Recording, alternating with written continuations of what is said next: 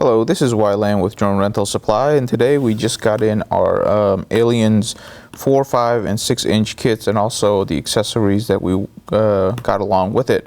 So we're going to go ahead and take a look. We're going to do a quick build and give you our initial thoughts of them. So we're going to unpack the accessory pack first. We actually had 3 of these cameras, but there's only 2 of them left in the pack because we're already using one. But these are the Sony HS1177s. They're really good TVL cameras. The difference between this one from ImpulseRC and the ones that we already have in stock is that the plug for this right here is actually on top rather than on the bottom, which is the ones that we carry. So I think they tout that they're the only ones that have the cameras in which the inputs going to the camera, or the outputs going to the camera, is actually located on top of the camera rather than on the bottom. They say it's an improvement, and I'll take their word for it. So I'll just pack that away right here. We also got their LED board. Looks to be a really nice board. If you look in the back, looks pretty sophisticated and advanced. They also comes with zip ties, so that you can actually zip tie it to the back of your Alien.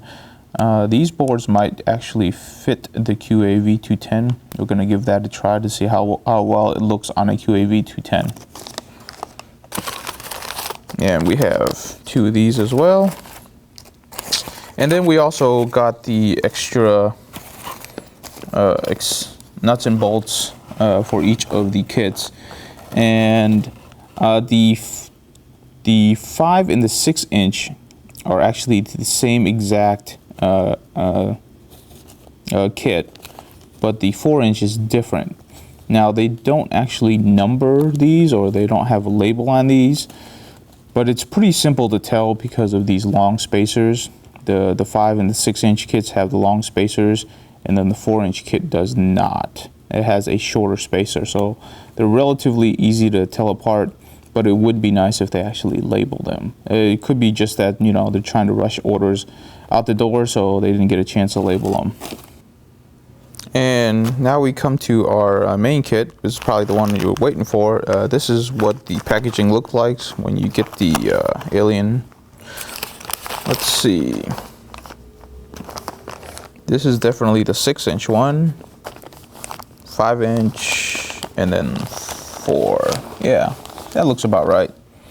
So all of the packaging looks fairly similar. We're gonna go ahead and quickly open them up and see what they look like.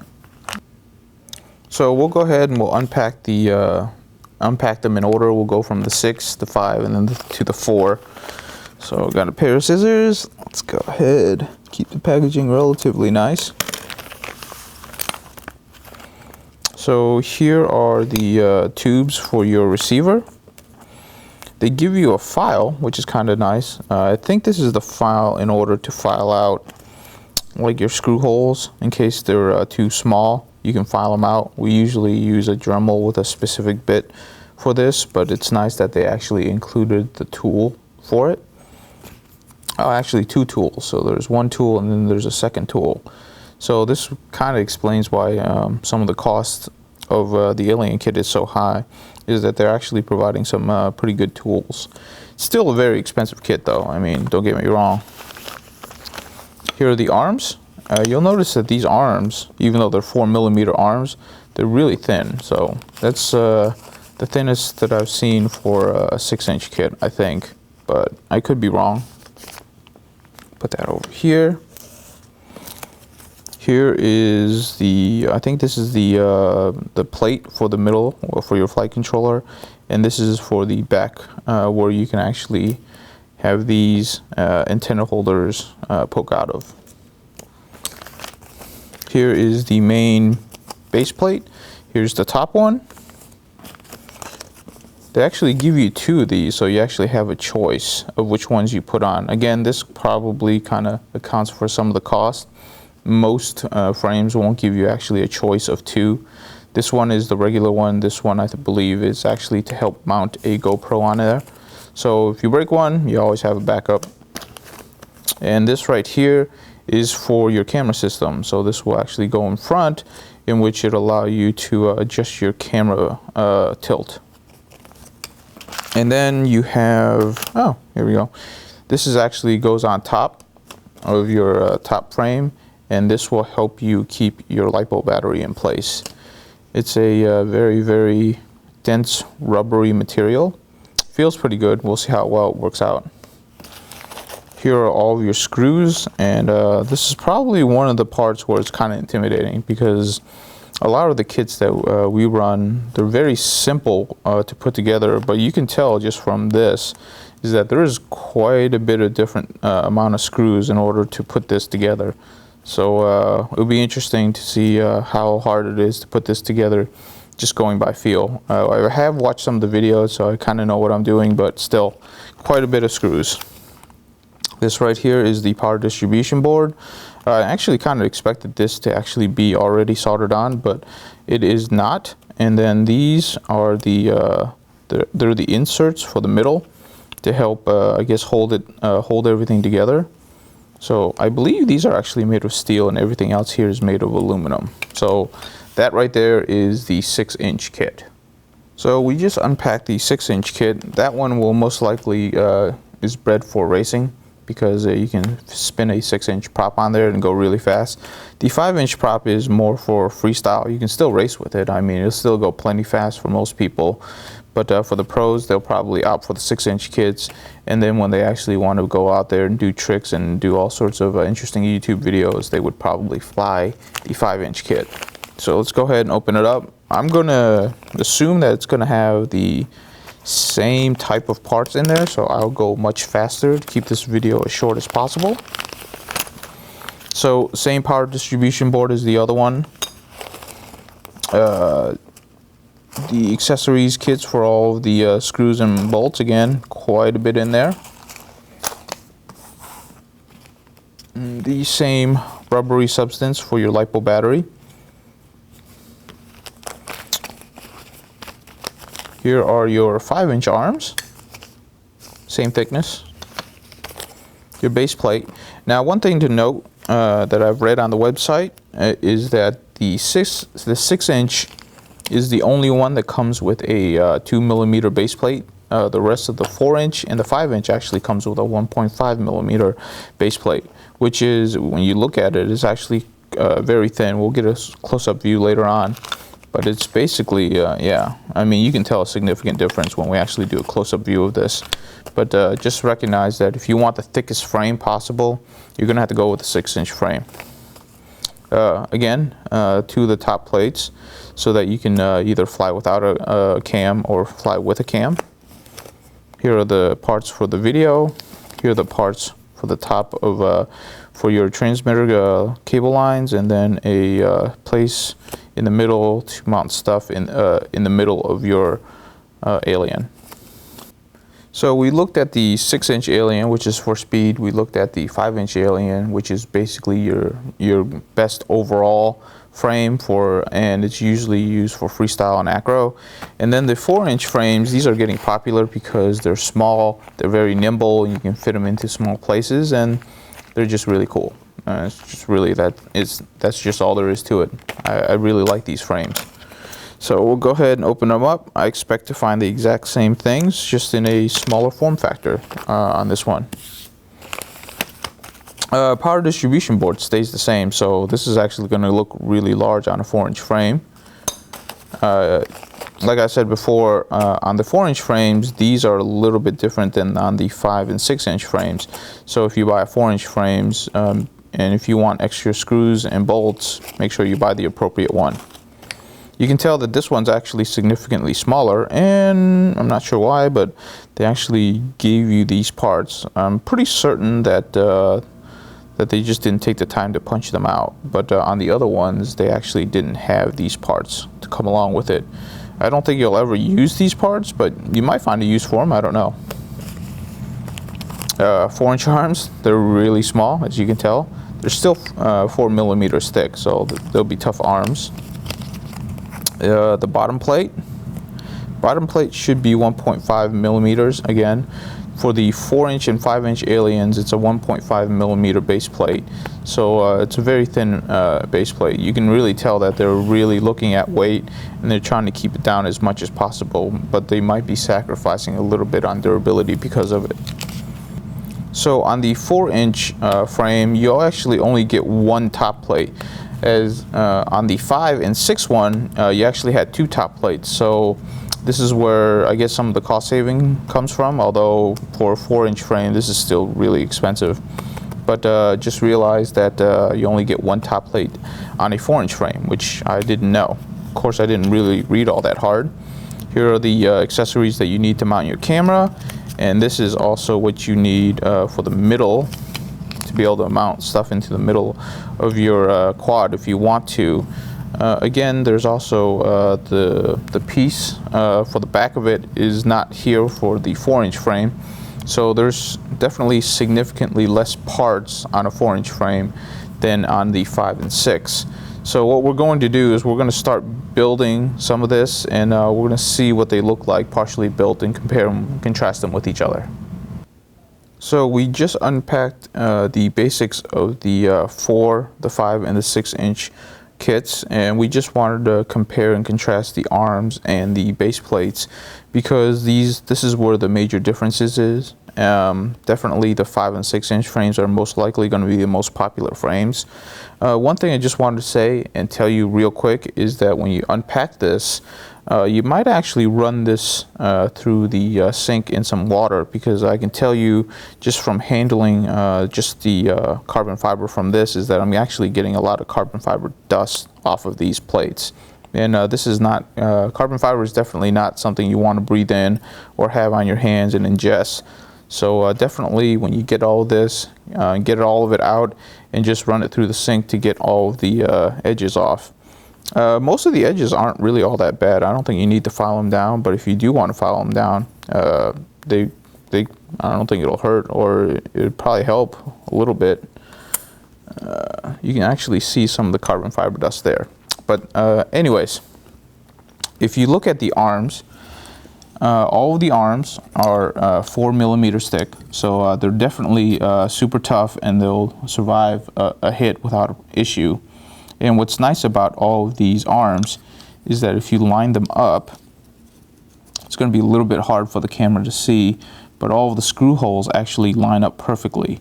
So you can use any size arm on any size base frame. So if you wanted the most lightest 6-inch prop spinning machine, you can actually buy, say, a 4-inch base plate kit, and then you can buy the 6-inch arms, and then you will get something that will be super light and ridiculously fast, depending on the motor and the battery connection you have. So might look a little ridiculous. We might actually give it a try to put a 4-inch frame with 6-inch arms or 6-inch prop arms on there, but it'd be neat, that's for sure. So on the 4 and the 5-inch, what you'll notice is that the base plate on the bottom is 1.5 millimeters thick. So that's actually a really, really light base frame. I'm not a structural engineer, but if you get a hit on one of the arms, the way that it's configured, it'll most likely be extremely tough and be very resilient to a hit like that. But if you actually get a strike just on the base plate, like a frontal hit, 1.5 millimeters is still 1.5 millimeters. This is good carbon fiber, but it'll probably do a significant amount of damage if you're going at any type of speed. So just keep that in mind, that these frames are built to be tough, but if you hit them in a certain way, they probably will break on you pretty easily. I mean, 1.5 millimeters is pretty thin for a base plate. The only difference here is that on the 6-inch ones, this is actually a 2 millimeter base plate. And it's barely noticeable, but it is a little bit thicker and is a little bit more rigid. And they probably do that because there's just so much more surface area that's getting covered with a 6-inch kit. And you'll notice I'm just getting more carbon fiber dust onto my hands. Definitely need to wash these, but you'll notice a huge size difference. This is actually a 4-inch. So if we were to compare sizes real quick, just from the nose, you can tell there's a huge size difference between the 4. Yeah, there's the 4. There's the 5. And then there is the 6 right here. So huge difference in sizes right there. So all of the frames are actually the same when it comes to actually mounting the arms, because they use the arms are the same patterns. The power distribution board is the same too. So what you want to do is you want to get all of the screws in onto the base plate and have your arms in, and they go into this interlocking position. You want the short ones on the outside and you want the long ones on the inside, and then once you do that, you can go ahead and put the power distribution board right on top. Let's see if we can get it to fit on camera. There we go. And that's what it's going to look like. This is actually kind of challenging when you do it by yourself. You definitely want to use some tape on the bottom. The way that they've pictured it is you want the XT60 connectors to be on my right. It looks like on your left when you look at it. And once we do that, we can go ahead and use the steel spacers right here for the inside.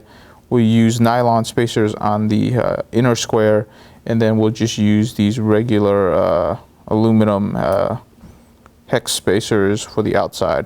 So that's what we're going to do next. Is we're going to go ahead and get all of that on there, and that'll kind of complete the base plate for the bottom of it. One thing that you probably want to do, and this is what Mr. Steel does, is that on the bottom of this, he actually coated it with a electrical coating, like liquid electrical tape or something like that, because this does sit right on top of carbon fiber. So it's something for you to note and think about. So we just got done putting the arms and the power distribution board on, and also getting all of the bolts in place. Like I said before, when you build yours, the bottom of it you might want to coat with some sort of anti-electrical layer, so that when it rests on top of a carbon fiber kit which will conduct electricity, it doesn't actually accidentally ground out, and that would cause a problem. I haven't seen any spacers to put on the bottom of the power distribution board to prevent that from happening out of the kit. So I'm assuming that we haven't missed anything, and that's not actually a part of the kit. We've only opened like 2.5 of the bags, so we've opened enough bags to be able to put this on, and right now we have 3 leftover nuts. This nut with washer that not sure where it goes to yet, and 4 of the nylon spacers that we still haven't used. I have a feeling that this actually goes on top of here if you need it. That's if you need it. I don't know just yet. But we went ahead and we put this on here, so we're going to stop with this one, and we're going to catch the 5 and 6 inch up with this one to see if there's any differences. So we've just got the 5 and the 6 put together in terms of getting all the bolts in place, and we think we got this right. So you'll notice that if we go to the 5 inch one, what we have is we have the short screws actually in the middle, and that's going to get the steel nuts that are going to be inserted into the power distribution board, and then we actually have the long ones on the outside. If you go over to the 6 inch, we haven't quite put the power distribution board in right now, but this is kind of what the screws look like. And all of them are actually going to be in varying heights, and we'll show you why in a second. But the power distribution board should be able to fit right on top again. So I'm going to pick up this one over here, the 5 inch one over here. I'm going to pick it up, and I'm going to show you what it looks like on the bottom for the 5 and 6 inch frames, because they're slightly different. So we had to do a quick cut in order for me to get the screws back in, because these things are really hard. There's a lot of bolts that are putting this together. This is definitely one of the more complicated setups, and it really helps to have a friend actually help you with all of this. So what you'll notice is that in the 5 and 6 inch frames, you actually have these protectors for the bolts on the outside. So this is not included with the 4-inch frames, which is kind of odd, but I guess that's a cost savings, or you maybe just don't need them. So it looks slightly different on the 5 and 6-inch frames. And the reason why we use these plastic bags is because when you're trying to put them down, you want to keep all the bolts in place. So that's one way to help you out. So we're going to go ahead and put all the bolts and nuts on the 5 and 6-inch frames, and we'll cut in and show you what it looks like. So we just got done putting together the base plate and the arms for all 3 of them, and this is kind of what they look like. We just noticed actually that we put this on backwards. It's actually easier to tell with the 5 and 6-inch frames because there are little notches up front, whereas in this one I believe it's just these small little holes. I'm pretty certain that we put this on differently. It really doesn't matter because we're just doing a demo build right now, but this is what it looks like out of the box. For these, it's kind of interesting. The short bolts we put on the outside, but we actually might be able to put the short bolts on the inside like those, which would conform to the other 2 builds, and then the long bolts all on the outside. But that's what like overall it looks the same. But for the bottom, for the 4-inch ones, we actually did not get the protectors that the other ones had. These 2, if you look, they had the outside protectors. So, but then again, you get a small price savings with the 4-inch one. So if you measure them up, yeah, this is going to be fun. This is kind of what it looks like. Can you get a good picture of that? I don't think I can do this. So. Definitely a complicated frame to put together. If you were to wreck one of these out in the field, you're probably not going to put together in the field because you will lose some of these nuts and bolts, because we've been dropping them left and right, and we've been trying to be really careful with them too. There's just a huge amount of different parts on them. If you're going to fly one of these competitively, probably want 2 of these frames, or at least a backup frame or a backup quad, because fixing them on the field, if you damage this area, a little complicated. So the next part that we were tackling is actually getting the cameras in place. So if you get the camera in place, it'll look something like this. You'll have your holders on the side, and you want the notching units up and to the right from my position facing in. And this is what it will look like. It's actually a very nice design. The QAV 210 ones is much simpler, and I think it works just as well. This one's a much more complex design, and I don't know. I would say it's probably overly complicated for what you need it for, but it's a much more rigid design. It's definitely going to stay in place a lot better than the 210, but really haven't had an issue with the camera moving on the 210, so I'm not sure if you really need something like this unless you know you want a permanent fixed angled position. So what it looks like is you're going to come with this bracket right here, and it's going to come with 2 steel threads, and you're going to push it through, and then you're going to have these small little rubber washers putting them in place. These 2 screws up top actually come from the back of the camera, and then what you're going to do is you're going to use those to hold on to these 2 little L brackets right here. One side of the L bracket will have actually a little notch so that it'll hold it in place, and then you just screw on the inside. Once this is done, all you have to do is you just take this, and the two new steel screws will take the place of the old ones. And what happens is that these 2 little L brackets will be what holds it into position when you actually put it into the frame, because these L brackets are basically these right back here. So on the 4-inch ones is actually slightly different. On the 4-inch ones, what you'll notice is that since it's significantly smaller, they don't have these L brackets up on top. They actually have them centered or slightly above center on the board. So if you buy a 4-inch frame, they're going to be slightly different, but the concepts are still the same. All right, so we just got done with putting on the camera system, which, believe it or not, took a little time.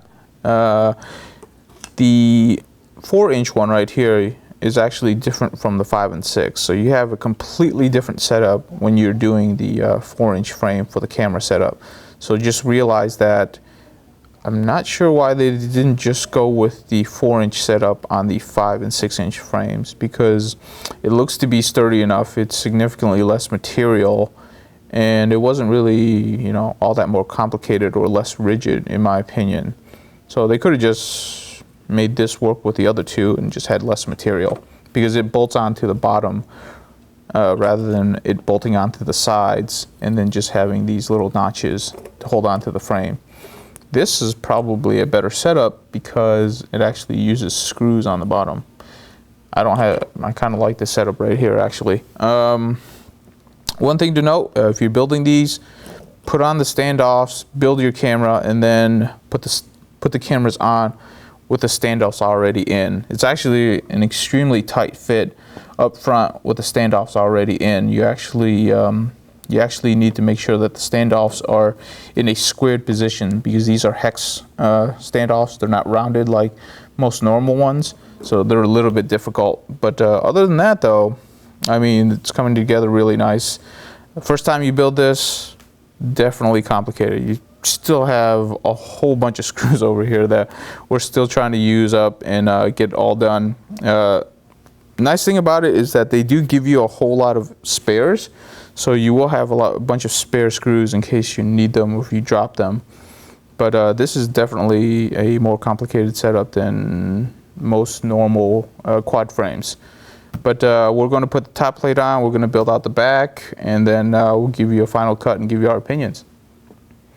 So we went ahead and we put on the top plate, and we also built out the bottom, and we kind of have it in 3 different working orders so that you can kind of see what it looks like. So this one is actually completely finished, and just to be, I don't know, overly complicated or aesthetically pleasing, whichever you prefer, the inside ones are actually rounded off and the outside ones are actually notched. They're flat heads.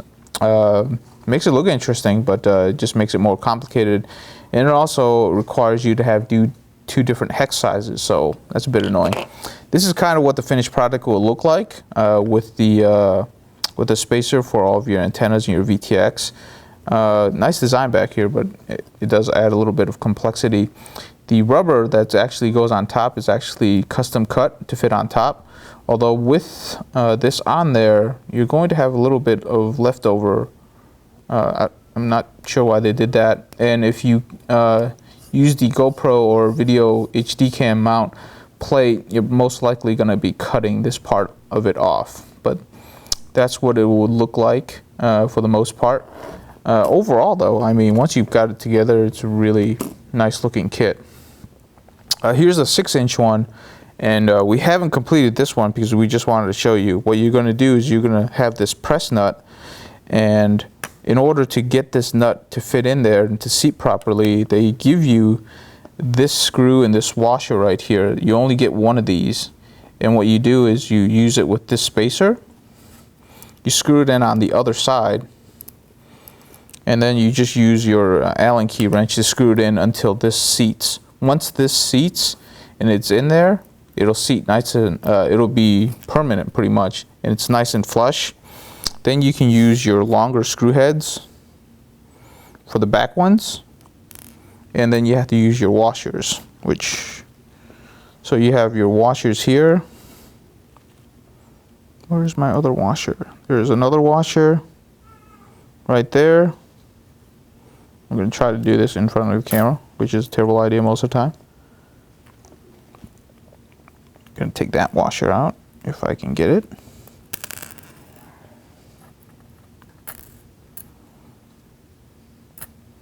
And then this.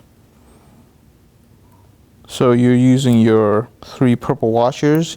You're using your longest threads to get through it.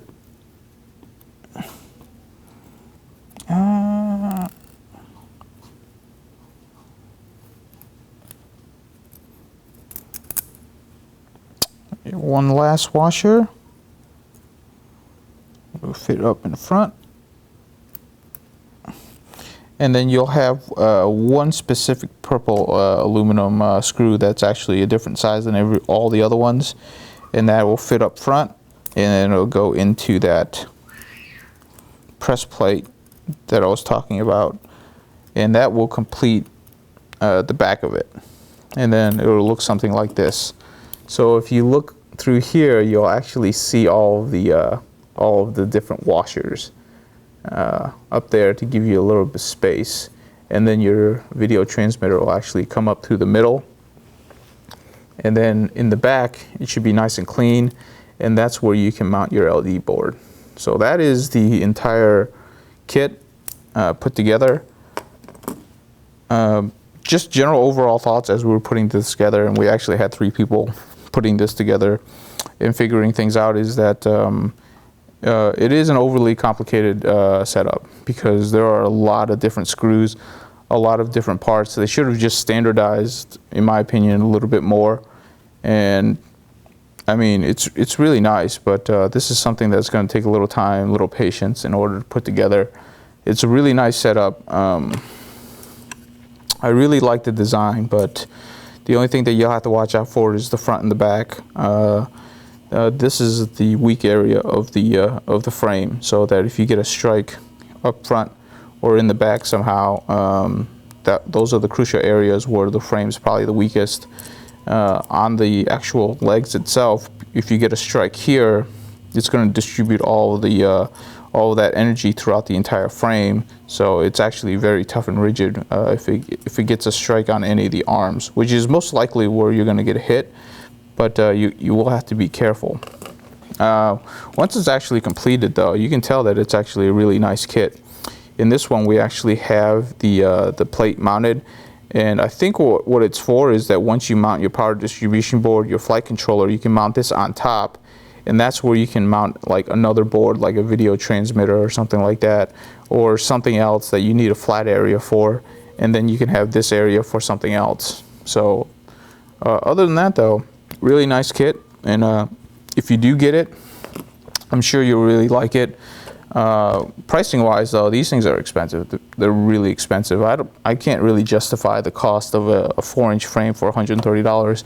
Not when there's frames out there that are just as good for $50 to $70. But you know, if you want an Alien, you know, you want something that won the Drone Nationals, you're gonna have to pay the cost, and you're gonna have to wait for shipping to come from Australia.